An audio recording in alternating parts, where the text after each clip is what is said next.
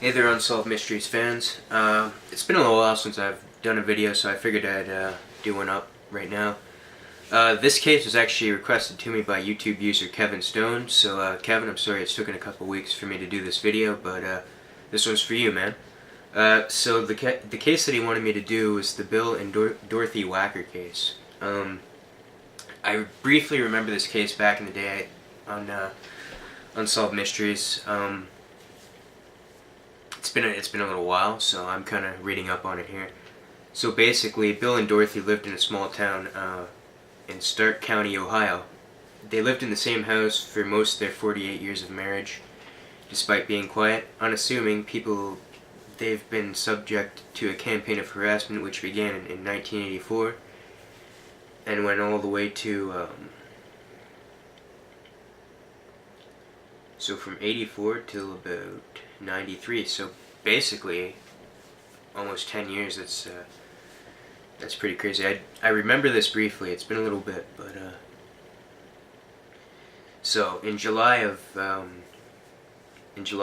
year, I guess would be 84. Dorothy was home alone, recovering from heart surgery, when she heard a knock at the door. She didn't recognize the visitor, but allowed him in to use her phone, as he told her that his car was broke down somewhere down the road where she couldn't see it. After making the call and saying goodbye, she believed he had left. However, he was actually still inside the house and managed to sneak up behind her and knock her out with a blow to the head. She woke up bound and gagged on the kitchen floor. She managed to crawl through an open window and alert her neighbors, who called the emergency services. She was not seriously injured from the ordeal, but Bill returned home to find some possessions stolen: a .22 caliber revolver, an antique watch, a movie camera, and a radio scanner. In the dining room, the message, "Cheaper but will do,"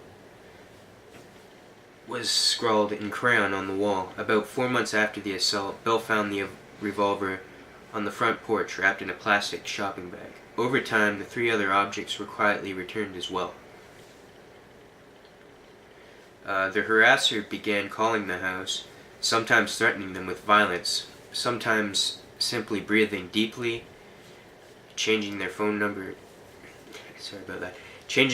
several times failed to make the call stop. The harassment began to escalate. Occasionally after dark, they would hear a series of banging on the side of their house. Though they never saw anything unusual, when they checked outside, eventually they put up a security light, but later found a note on their porch saying, "Your lights are a laugh." Periodically, notes began appearing on the front porch, threatening and mocking them. Police noted that an uneven, jagged style writing appeared to be due to someone using their non-dormant hand to write, as if to conceal their handwriting style. Well, if that's what the harasser was doing, that's kind of a smart way to not be found. So okay, no fingerprints have ever been found on the notes. On October 27th, 1993, another attack on Dorothy sent her to the hospital with skull lacerations. Man, this poor woman, what she had to, both of them, man, what they'd had to go through over the years, man. Over almost 10 years, it's sad. That's so sad. Police searched the neighborhood and questioned residents, but failed to find any clues or witnesses. In November 1993, the Wackers staked out their own home, splitting into 3 groups, keeping in touch with 2-way radios. Bill hid in a trailer on the driveway. 2 of their son-in-laws watched from a van across the street, and Dorothy and her daughter, Kathy, stayed in the house. After 4 hours of waiting, they decided to call it off around 10:30 p.m. However, they heard thumping sounds on the porch, where they found nothing but a note saying, "Get the message." So it almost sounds like this guy may have been trying to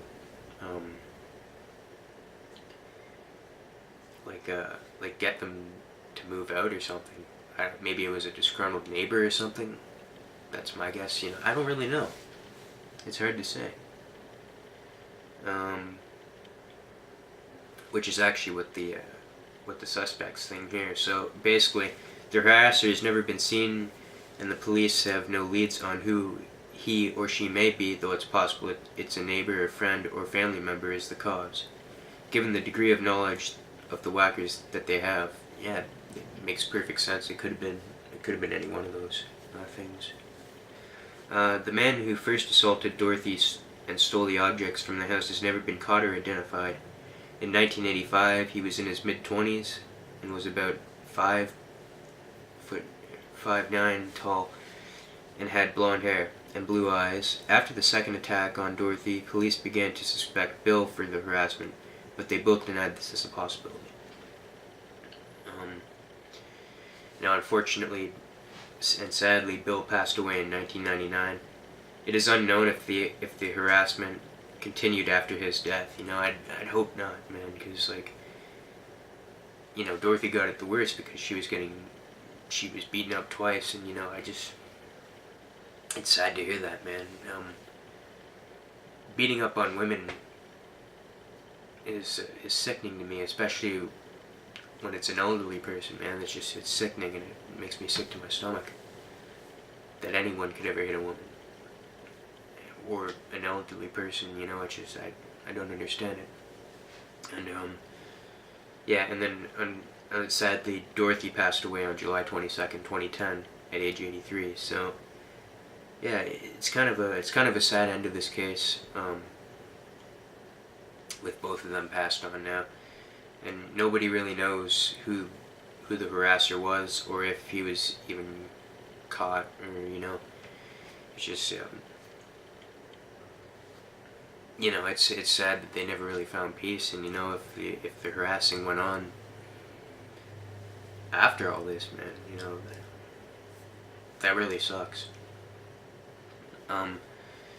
So yeah, once again, this case is for Kevin Stone. So Kevin, here you go, man. My mind is a little fuzzy on this case because I've probably only seen it on Unsolved Mysteries maybe once or twice. So I'm trying to read it up on here on Unsolved Mysteries wiki. So yeah, that's the case, man, and other subscribers or other Unsolved Mystery fans, I hope you enjoy this video, and subscribe for more. I'll be coming up with another couple of Unsolved Mysteries videos in a couple minutes here. I just gotta figure out which cases I want to do. So if you like this video, give a thumbs up, subscribe if you like my content and you want to see more like this, and thanks. I'll see you in the next one.